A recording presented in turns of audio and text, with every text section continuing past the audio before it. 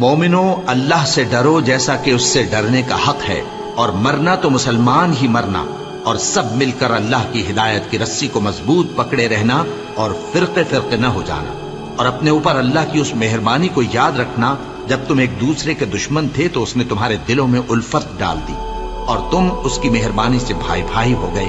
اور تم آگ کے گڑھے کے کنارے تک پہنچ چکے تھے تو اس نے تم کو اس سے بچا لیا۔ اس طرح اللہ تم کو اپنی آیتیں کھول کھول کر سناتا ہے تاکہ تم راہ راست پر رہو۔ ارشاد باری تعالیٰ ہے یا ایھا الذین آمنوا اتقوا اللہ حق تقاتہ